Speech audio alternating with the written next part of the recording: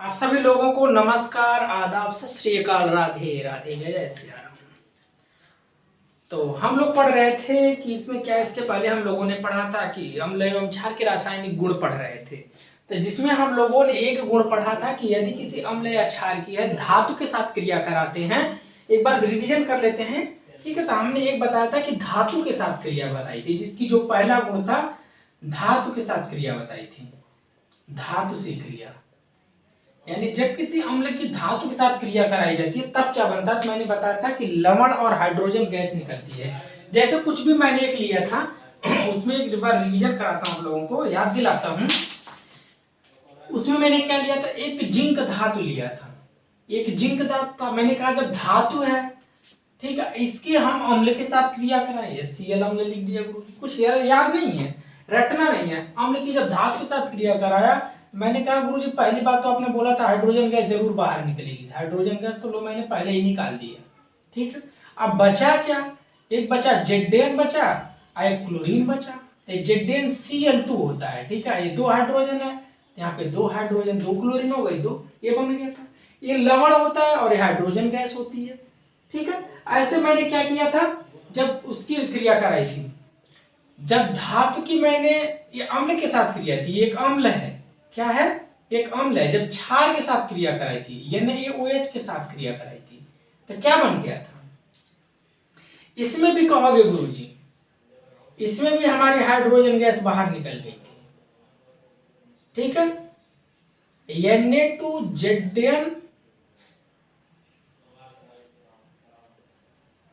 Na2ZnO3, ठीक, ये बना था, सोडियम जिंकेट बना था, ठीक है। अब देखो इसमें क्या है, सिर्फ एक खाली याद दिला रहा हूं आप लोगों को कि हम इसके पहले जब रासायनिक अभिक्रिया कराए थे तो क्या क्या हुआ था कि ZnO2 है, ठीक है।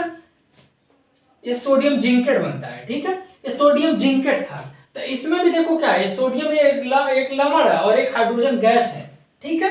ये सोडियम जिंकेट बना था। यानी जब हम किसी अम्ल की, हमें एक चीज समझ में आ गई गुरुजी, हमने देखा कि जब हम किसी भी अम्ल की या क्षार की जब धातु के साथ क्रिया करा रहे हैं, किसी भी धातु के साथ क्रिया करें, यहाँ पे सोडियम धातु रहती तो जैसे जिंक धातु, यहाँ पे सोडियम, तो जिंक के साथ जब हम किसी भी धातु के साथ क्रिया करा रहे हैं तो हमेशा हाइड्रोजन गैस बाहर निकल रही है। यानी एक चीज समझ में आया कि हमेशा जो अम्ल रहे या क्षार रहे, जब धातु के साथ क्रिया करती है तो हमेशा हाइड्रोजन गैस बाहर निकलती है। तो अभी पहली रासायनिक गुण हमने पढ़ा था धातु के साथ कब क्रिया। हम देखो तीन चार चीजें पहले ही बताते रहे हैं। पहली बात बता रहे हैं धातुओं के साथ क्रिया कराएंगे, कोई भी धातु है उसके साथ क्रिया कराएंगे, धातु से क्रिया कि कोई भी धातु रहेगी उसके बाद। दूसरी ये धातु के कार्बोनेट होते हैं, ठीक है, धातु कार्बोनेट के साथ क्रिया कराएंगे, कोई भी धातु इस धातु कार्बोनेट के साथ। धातु कार्बोनेट मतलब जैसे सोडियम है तो इसका सोडियम है, इसका कार्बोनेट का सूत्र हो जाएगा Na2CO3, sodium carbonate, ZnCO3 zinc carbonate. ये कार्बोनेट का सूत्र होता है। एक होता है बाइकार्बोनेट, एक होता है बाइकार्बोनेट। बाइकार्बोनेट, जब बाइकार्बोनेट क्या होता है, बीचवा में H आ जाता है, देखो यह नहीं है, बीचवा H आ जाएगा, CO3, ये बाइकार्बोनेट हो गया। ये दो तीन फॉर्मूला को याद रखने पड़ेंगे। सोडियम कार्बोनेट है Na2CO3, सोडियम बाइकार्बोनेट है NaHCO3 है। तो अब हम देखेंगे, पहले मैंने देखा कि जब धातुओं से क्रिया कराए तब क्या हुआ। अब जब किसी भी धातु है उसका कार्बोनेट का सूत्र क्या हो जाएगा, जैसे सोडियम धातु है तो सोडियम धातु के कार्बोनेट का सूत्र हो जाएगा Na2CO3। ऐसे सोडियम धातु के बाइकार्बोनेट का सूत्र हो जाएगा NaHCO3। ये सोडियम बाइकार्बोनेट है, ये सोडियम बाइकार्बोनेट है, ये सोडियम का कार्बोनेट है। ये बाइकार्बोनेट का सूत्र है, सोडियम के कार्बोनेट का सूत्र है।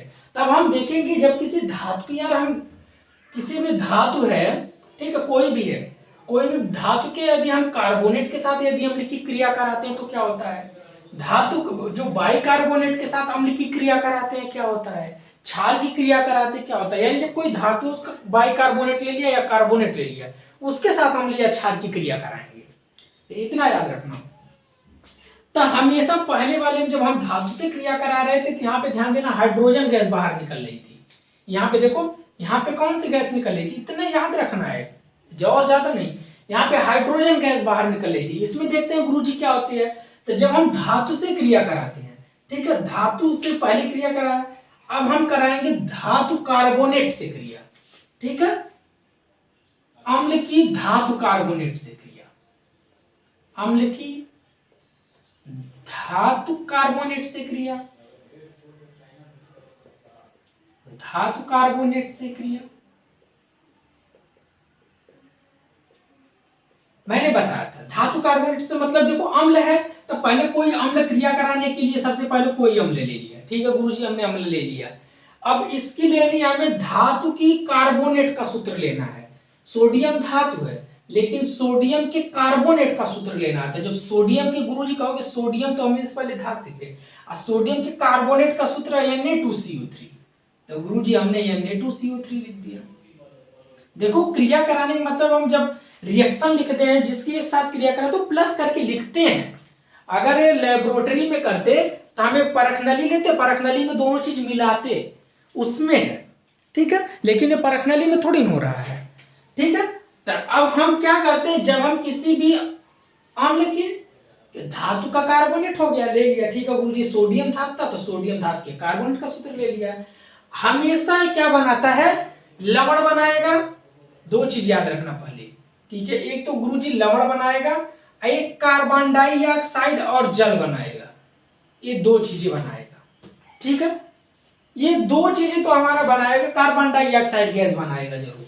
यदि धातु के साथ क्रिया करेंगे तो हाइड्रोजन गैस, यदि उसी धातु के कार्बोनेट के साथ क्रिया कराएंगे तो हमेशा कार्बन डाइऑक्साइड गैस बाहर निकलती है। अब देखते हैं गुरुजी, आपने तो बाहर निकाल दिया, अब देखते हैं बचा इसमें क्या। अब जो बचा है उसको लिख दो कि अम्ल की जब धातु कार्बोनेट से क्रिया कराओगे, ठीक है। तो देखो CO इसमें क्या था, देखो ध्यान से सुनना, देखो यहाँ पे CO2 तो निकल गया भैया, यहाँ पे देखो 3 ऑक्सीजन था, 2 ऑक्सीजन यहाँ, 1 ऑक्सीजन यहाँ निकल गया। गुरुजी हाइड्रोजन इधर 2 है तो यहाँ भी 2 हाइड्रोजन कर दो। गुरुजी यहाँ पे 2 हाइड्रोजन बच गया। बचा क्या हमारा, सोडियम 2 बता है और क्लोरीन बता है। तो लवण जो होता है इसके सोडियम लवण होता है, NaCl होता है। तो यहाँ पे 2 है दोनों करके, तो 2 NaCl। यानी अब हमारी रासायनिक अभिक्रिया क्या हो गई, यहाँ पे ऐसे भी लिख सकते हो कि अम्ल प्लस धातु कार्बोनेट, कि यदि हम कोई अम्ल लेते हैं प्लस धातु का कार्बोनेट लेते हैं, धातु कार्बोनेट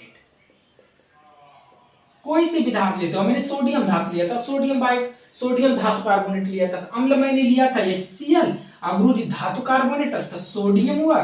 तो गुरुजी इसके सोडियम धातु कार्बोनेट का जो सूत्र है, जो सोडियम के कार्बोनेट का सूत्र है, ये Na2CO3 है, ये Na2CO3 है।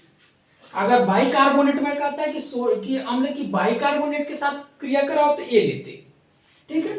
तो हमने देखा कि जब इसकी क्रिया कराया तो गुरुजी लवण बना, क्या बना, 2NaCl बना था, अब प्लस का कार्बन डाइऑक्साइड गैस बनी थी और जल बना था। गैस को हमेशा ऐसे दिखा दिया करो, ये हल्की गैस होती है बाहर, हल्की नहीं मतलब गैसों को इस तरह से दिखा दो, या ब्रैकेट में इनके सब लिख दिया करो कि ये कौन सी गैस है, कौन सा क्या है, लिक्विड है। जैसे मैंने शुरू में बताया था कि जल लिक्विड है, हमारा कार्बन डाइऑक्साइड गैस है, ये हमारा ठोस है नमक, ठीक है, NaCl नमक का सूत्र होता है, ठीक, इस तरह से लिख दिया करो। तो हमें एक चीज समझ में आई कि जब गुरुजी जब हम किसी भी अम्ल की धातु का, या कुछ भी जिंक धातु भी ले सकते थे, सोडियम धातु भी ले सकते थे, कोई भी धातु ले लो, कि अगर हम किसी भी धातु कार्बोनेट की अम्ल से क्रिया कराएंगे, कोई भी धातु है और उसके कार्बोनेट से यदि अम्ल की क्रिया कराएंगे तो कार्बन डाइऑक्साइड गैस बाहर निकलेगी। अब गुरुजी देखते हैं यदि बाइकार्बोनेट से क्रिया कराते हैं, कोई भी धातु है, तो धातु की बाइकार्बोनेट से क्रिया, ठीक है, अम्ल की, अभी अम्ल की क्रिया करा रहे हैं, क्षार की नहीं, अम्ल की धातु बाइकार्बोनेट से क्रिया, यानी कोई धातु है उसके बाइकार्बोनेट से क्रिया करा रहे हैं, बाइकार्बोनेट से क्रिया। अभी मैंने क्रिया कराया किससे, सिर्फ धातु थी उसकी मैंने कार्बोनेट से क्रिया कराया, तो खुद रिएक्शन लिखो। देखो मैंने क्या बताया कि यदि कोई अम्ल है, इसकी हमें क्या लेनी है, धातु की बाइकार्बोनेट इस बार लेनी है। पहले हम देखो यहाँ पे कार्बोनेट लिया था, ये कार्बोनेट था, अब में बाइकार्बोनेट लेना है, क्या लेना है, बाइकार्बोनेट लेना है, यदि किसी भी अम्ल की धातु के कार्बोनेट से क्रिया कराओ या बाइकार्बोनेट से क्रिया कराओ तो उसमें भी गुरुजी कार्बन डाइऑक्साइड गैस और जल और लवण बनता है। यही तीन चीजें तब भी बनती है, तब भी है। ठीक, अगर ये तीन चीजें बनती है तब रासायनिक रिएक्शन को लिख करके देखते हैं क्या बनती है भाई। अम्ल का मैंने सूत्र क्या लिया था, हाइड्रोक्लोरिक अम्ल ले लिया था। अब धातु की इस बार बाइकार्बोनेट लेनी है, कार्बोनेट नहीं लेनी है, सोडियम धातु है, इसके कार्बोनेट का सूत्र था Na2CO3, इसके बाइकार्बोनेट का सूत्र था NaHCO3, तो इस बार NaHCO3 लेनी है, NaHCO3 लेनी है। अब हमें लवण बनाएगा, लवण बनेगा देखो जहां सोडियम और ये है तो NaCl बनेगा, ये लवण है। प्लस का कार्बन डाइऑक्साइड गैस बन जाएगी, प्लस का हाइड्रोजन, प्लस का जल बन जाएगा लिक्विड। अब रासायनिक अभिक्रिया भी देखो संतुलित है कि नहीं है। क्लोरीन गुरुजी इधर एक है, इधर भी एक क्लोरीन है, नो टेंशन। हाइड्रोजन देखो इधर कितना यार, हाइड्रोजन तो इधर यहाँ 2 है, इधर यहाँ गुरुजी 2 हाइड्रोजन, कोई दिक्कत नहीं, कोई समस्या नहीं। सोडियम देखो इधर एक सोडियम है, ठीक है। कार्बन देखो इधर एक कार्बन है, इधर एक कार्बन है। ऑक्सीजन इधर यहाँ देखो 3 है, इधर यहाँ भी 3 है, ठीक, कोई दिक्कत ही नहीं है। तो यही कहा कि जब हम किसी अम्ल या क्षार की धातु की कार्बोनेट से क्रिया कराएं या धातु की बाइकार्बोनेट से क्रिया कराएं तो हमेशा कार्बन डाइऑक्साइड गैस बाहर निकलती है। यहां भी कार्बन डाइऑक्साइड गैस क्रिया निकली, जब मैंने बाइकार्बोनेट से क्रिया कराया तब भी, और जब मैंने कार्बोनेट से क्रिया कराया तब भी। अब कहोगे गुरुजी कैसे पता चलेगा कि कार्बन डाइऑक्साइड गैस निकलती है? उसका भी उपाय है। लैबोरेटरी में जाना, ऐसे स्टैंड रहेगा, परीक्षण ऐसे लिखा, परीक्षा में लिखना भी CO2 गैस का परीक्षण, CO2 गैस का परीक्षण देख लेते हैं यहां पे, CO2 गैस का परीक्षण, ठीक है। लैब में जाना, जैसे एक स्टैंड नीचे बना रहेगा, ऐसे स्टैंड रहेगा, ठीक है। स्टैंड में ऐसे अपनी परख नली को कस देना, अभी समझ में आएगा आपको। मैंने क्या किया, इस परख नली को ऐसे पानी के थ्रू ऐसे बनी रहेगी, आप लोग अच्छे से बनाना, हमारी थोड़ी बीच बीच में परख नली टेढ़ी हो जा रही है भाई। इसमें चूने का पानी भर देना, चूने का पानी,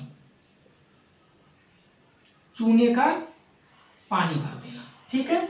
अब इसमें जो टेस्ट ट्यूब है ना, उसको टेस्ट ट्यूब में ऐसे लेना, और टेस्ट ट्यूब के अंदर कोई भी धातु कार्बोनेट लेना, सोडियम बाइकार्बोनेट या सोडियम कार्बोनेट ले लेना। अब उसकी क्या करना, इसी में देखो, चाहे मैंने ले लिया NaHCO3 ले लिया, चलो इसी में मैंने HCl अम्ल मिला दिया, तो जब निकलोगे ना तो इसी में देखो कार्बन डाइऑक्साइड गैस निकल रही है। ये जब इन दोनों को मिलाओगे तो दोनों रिएक्शन करके ऐसे गैसों बाहर निकलने लगेगी, और जब गैसों बाहर निकलेगी ना तो इस परख नली के थ्रू होते होते होते गैस, और जब चूने के पानी में से डुबो देना नीचे परख नलिया, तो बुलबुला करके निकलेगी। अब क्या करेगी, जो चूने का पानी सफेद रंग का रहेगा तो बहुत ऐसा कलर का रहता है। हमेशा एक चीज का ध्यान रखना, कार्बन डाइऑक्साइड गैस का एक लक्षण होता है, कार्बन डाइऑक्साइड गैस हमेशा चूने के पानी को दुधिया कर देती है, दुधिया कलर में बना देती है। तो अगर ये चूने का पानी पहले सफेद था या जैसे कलर था, अगर ये चूने का पानी दुधिया हो गया तो समझ लो कार्बन डाइऑक्साइड गैस है, ठीक है। तो कार्बन डाइऑक्साइड गैस का परीक्षण ऐसे लिखना परीक्षा में कि पहले एक परख नली में ऐसे लिखना, परख नली में हम सोडियम कार्बोनेट या सोडियम बाइकार्बोनेट को लेकर के, ठीक है, उसके अंदर उसकी परख नली को, जो उसकी नली को क्या करते हैं, स्टैंड से कस देते हैं, फिर उसकी नली को हम चूने के पानी के डुबो देते हैं, और जब इसमें दोनों क्रिया करके जब ये कार्बन डाइऑक्साइड गैस बाहर निकलती है, देखो क्या होता है, चूने का पानी का सूत्र होता है, देखो क्या, चूने का पानी का सूत्र वो क्या होता है, CaOH का ट्वाइस, ये बूझा चूने का सूत्र होता है, ये बूझा चूने का सूत्र है। और कली चूने का सूत्र होता है CaO, जब इसके अंदर कार्बन डाइऑक्साइड गैस देखो प्रवाहित किए, देखो क्या क्रिया हो रही है इसके अंदर, ध्यान से देखना। जब ये चूने का पानी था, ये चूना पानी है, बूझा चूना है, ये चूना के बूझा चूना का सूत्र है। ऐसे पूछ देता है कभी परीक्षा में कि बूझे चूने का सूत्र बताओ, लिखा रहेगा ऐसे, तो एक दे देगा CaO, एक लिखेगा CaOH का ट्वाइस, तो आप लगाओगे कि गुरुजी CaOH का ट्वाइस। आपने बताया कि जो चूना बूझा हुआ है, जब घर में बुझाते हो चूना, तो बूझा चूना जो है उसका CaOH का ट्वाइस होता है, जो आपके दादाजी रगड़ के खाते हैं आप, सुरती उरती हो, बूझा चूना है, CaOH का ट्वाइस है, ठीक है। कली चूना पत्थर वाला होता है। तो बूझे चूने के साथ अब क्या करना, बूझा चूना इसमें जब कार्बन डाइऑक्साइड बनाते हो तो कैल्शियम कार्बोनेट बना देता है, ठीक है, कैल्शियम कार्बोनेट CaCO3 बनाता है, ठीक है, प्लस का जल। ये जो कैल्शियम कार्बोनेट बनता है इसी का रंग दुधिया होता है, यही दुधिया करता है। ये जब देखो ये दुधिया हो जाता है। ये चूने का पानी था ना, इसमें चूने का पानी था, और चूने के पानी में जब इसमें कार्बन डाइऑक्साइड गैस पड़ी तो चूनों के पानी क्या किया, क्रिया कर दिया कार्बन डाइऑक्साइड गैस और क्या बना दिया, कैल्शियम कार्बोनेट बना दिया। कैल्शियम कार्बोनेट का रंग दुधिया होता है, यही कारण नीचे वाला जो चूने का पानी था दुधिया बन गया। क्यों, क्योंकि कैल्शियम कार्बोनेट बन गया, ठीक है।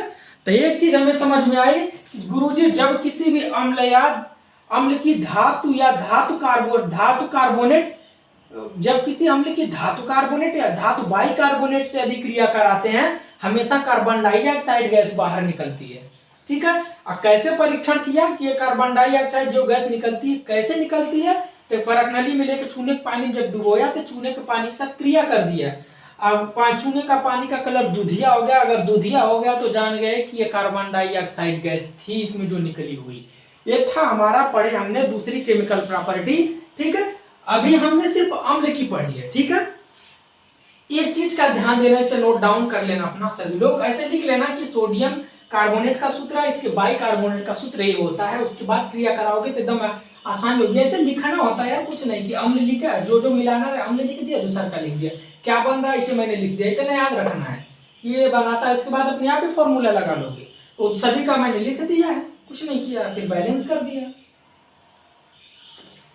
अब एक चीज का ध्यान देना गुरुजी, ठीक है बेटा, एक चीज का ध्यान देना कि जब कोई क्षार की है, जब कोई, ये नोट करके लिख लेना, दिमाग में लिख लेना, जला करके अपनी दिमाग की बत्ती, कि जब किसी भी क्षार की धातु की बाई कार्बोनेट या कार्बोनेट से क्रिया नहीं करता, सिर्फ धातु से क्रिया करता है।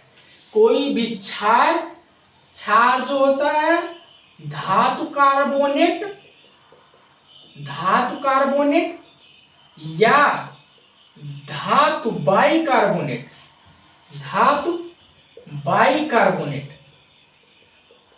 कार्बोनेट के साथ क्रिया नहीं करता है, क्रिया नहीं करता है। देखो मैंने लिख दिया यहाँ पे, नहीं, ध्यान से सुनना, नहीं करता है। तो जब नहीं करता तो कोई केमिकल रिएक्शन ही नहीं होगी। जब हमें क्रिया ही नहीं हो रही है दोनों के बीच में, तो क्या केमिकल रिएक्शन लिखना, ठीक है। तो अभी थी हमने किसी भी अम्ल या क्षार की दूसरा दो गुण पढ़ा। पहले गुण में हमने पढ़ा कि जब कोई अम्ल या क्षार होता है वो क्या करता है, जब धातुओं के साथ क्रिया कराई जाती है तो हाइड्रोजन गैस बाहर निकलती है, और जब धातु बाई कार्बोनेट के साथ क्रिया कराई जाती है, जब धातु या धातु के बाई कार्बोनेट से क्रिया कराओगे तो कार्बन डाइऑक्साइड गैस निकल जाती है। बेटा क्या करना, एक पेपर पे अपने जहां पे पूरा चैप्टर लिखते हो वहां पे एक पेपर छोड़ करके ऐसे शॉर्ट नोट बना लेना, सिर्फ इतना लिख देना कि अम्ल की धातु से क्रिया हाइड्रोजन गैस बाहर निकलती है और लवण बनता है, ऐसे लिख लेना, हाइड्रोजन गैस प्लस लवण, ताकि 2 मिनट में रिवाइज कर लो। इसमें कार्बन डाइऑक्साइड गैस प्लस जल प्लस लवण बनता है, ये 3 चीजें बनती, सिर्फ इतने, तुम्हें पूरी रटने की कोई जरूरत नहीं है, इतना ही है, ये था। अब इसके बाद हम पढ़ेंगे कि जब किसी अम्ल या क्षार की आपस में क्रिया कराई जाए, एक और पढ़ लेते हैं, ठीक है, ठीक है। यदि अम्ल और क्षार की परस्पर अभिक्रिया के साथ क्या बनता है, ठीक है, अम्ल एवं क्षार की परस्पर अभिक्रिया। परस्पर मीन्स होता है एक दूसरे के साथ। यदि इन दोनों की एक दूसरे के साथ क्रिया कराई जाए तो क्या बनेगा, इस बात का हम ध्यान देंगे। ठीक है, ध्यान से देखना। जब हम किसी मान लो कि एक अम्ल ले लिया, जैसे HCl अम्ल ले लिया, ठीक है, ध्यान से सुनना, एक क्षार ले लिया, NaOH क्षार है, देखो ये OH माइनस आयन दे रहा है, तो हमेशा लवण बनाता है, NaCl बनाएगा। ठीक है, NaCl गुरुजी Na और Cl बन गया, प्लस का H2O बनाता है। ठीक है, लेकिन एक बात का ध्यान देना कि अम्ल और क्षार को जब आपस में मिलाते हैं तो जो बनेगा पदार्थ, इसमें अम्ल और क्षार का लक्षण नहीं रह जाएगा। इसी कारण इस अभिक्रिया को उदासीनीकरण अभिक्रिया कहते हैं। ठीक है, उदासीनीकरण, उदासीनीकरण ऐसे पूछेगा एग्जाम में, उदासीनीकरण अभिक्रिया किसे कहते हैं, तो ऐसे लिखोगे कि जब किसी अम्ल की क्षार से क्रिया कराई जाती है तो लवण और जल बनता है। ठीक है, और उसमें क्या होता है, जब देखो लवण और जल बनता है, इसके एक दूसरे के जो प्रभाव होते हैं, अम्ल का प्रभाव भी खत्म, क्षार का भी प्रभाव खत्म, इसीलिए हमेशा ये दोनों एक दूसरे को नेग्लेक्ट कर देते हैं, उदासीन कर देते हैं अम्ल क्षार को एक दूसरे की जब क्रिया कराई जाती है। इसीलिए इस अभिक्रिया को उदासीनी अभिकरण अभिक्रिया कहा जाता है। तो एग्जाम में पूछेगा उदासीनी अभिकरण क्रिया, उदासीनीकरण अभिक्रिया किसे कहते हैं, जब लिखोगे अम्ल एवं क्षार की जब आपस में क्रिया कराई जाती है तो उस अभिक्रिया को उदासीनी अभिकरण अभिक्रिया कहते हैं, क्योंकि उसमें अम्ल और क्षार का गुण नहीं बच पाता बाद में। दांत का भी देखो, ठीक है, अब इस तरह से देखना।